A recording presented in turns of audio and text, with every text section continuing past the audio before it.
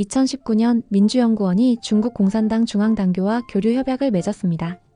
당시엔 단순한 학술 교류라고 했지만 지금 대한민국 정치에서 드러나는 모습들을 보면 그 협약의 그림자가 현실로 나타나고 있는 건 아닌가 하는 의문이 듭니다. 저는 이 장면에서 홍콩, 동유럽, 중남미의 그림자를 떠올립니다.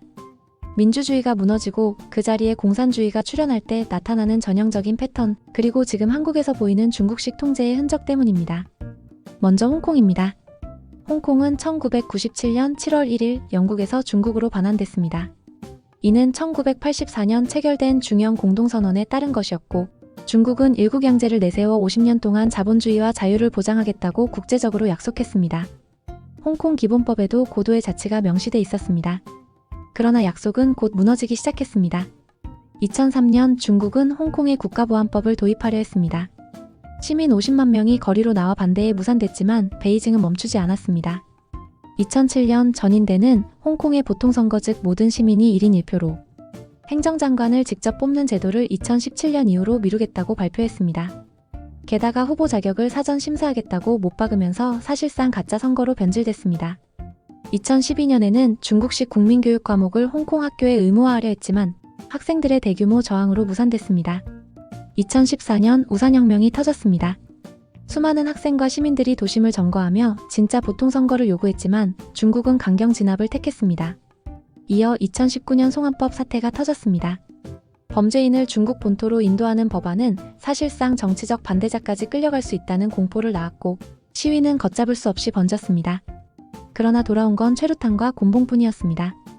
2020년 홍콩 국가보안법이 제정되면서 상황은 결정적으로 바뀌었습니다.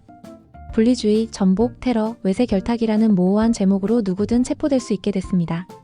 민주화 인사들이 줄줄이 구속됐고 자유언론의 상징이던 애플데일리는 강제 폐간됐습니다. 50년 자유는 20년 만에 끝장난 겁니다. 이건 동유럽이 걸었던 길과도 닮았습니다. 2차 대전 직후 헝가리, 체코슬로바키아, 폴란드 같은 나라들은 연립정부 형태로 출발했습니다. 그러나 공산당은 경찰, 사법, 언론, 노동조합을 하나씩 장악하며 경쟁 세력을 잘라냈습니다. 헝가리의 라코시는 이를 살라미 전법이라 불렀습니다. 얇게 잘라내듯 잠식하다 보니 국민이 눈치채기도 전에 민주주의는 껍데기만 남았습니다. 체코슬로바키아의 1948년 프라하 쿠데타도 같은 방식이었습니다. 공산당은 내무부와 치안기관을 장악한 뒤 반대 정당 인사들을 차례로 몰아냈고 피 한 방울 흘리지 않고 권력을 독점했습니다. 중남미도 예외가 아니었습니다. 베네수엘라의 차베스는 1998년 선거에서 빈민층의 압도적 지지로 당선됐습니다. 볼리바르 혁명을 내세운 그는 한때 국민 영웅으로 추앙받았습니다. 그러나 곧 헌법을 개정하고 방송사를 장악하고 법원을 통제하며 반대파를 숙청했습니다. 세계 최대 산유국이던 베네수엘라는 결국 경제가 붕괴했고 국민들은 생필품조차 구하지 못하는 나라로 전락했습니다. 니카라과의 오르테가도 비슷했습니다. 선거로 출발했지만 시간이 흐르면서 야당 후보를 배제하고 반대 세력을 구속했습니다. 언론과 시민단체를 탄압했고 가톨릭 교회까지 억압해 바티칸이 공개적으로 비판할 정도였습니다. 지금 니카라과는 사실상 일당 독재 체제입니다. 이 모든 사례의 교훈은 분명합니다. 민주주의는 하루아침에 무너지지 않습니다.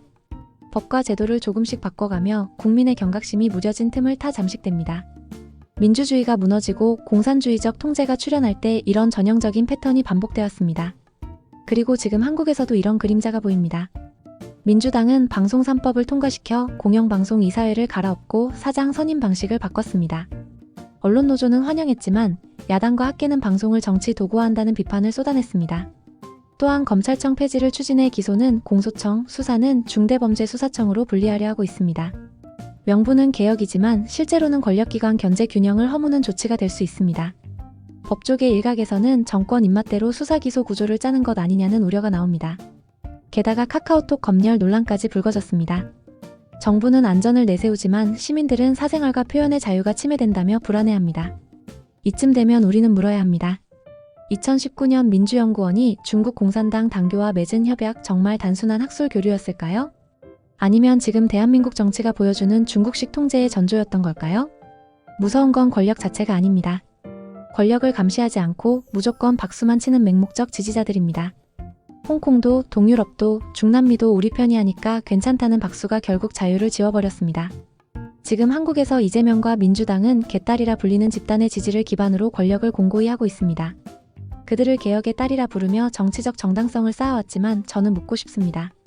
그런 사람들이 실제로 존재하는 건지 아니면 정치가 만들어낸 환상에 불과한 건지. 2019년의 협약이 상징하듯 민주주의는 외부의 침략보다 내부의 무관심과 맹목적 지지로 더 쉽게 무너집니다. 한국이 같은 길을 걷지 않으려면 지금 필요한 건 박수가 아니라 견제와 감시입니다. 저는 전문가가 아니지만 상식을 깊이 있게 생각하고 싶은 사람입니다. 그리고 함께 생각해 볼 만한 주제가 있다면 언제든 제안해 주세요. 함께 고민해 보겠습니다.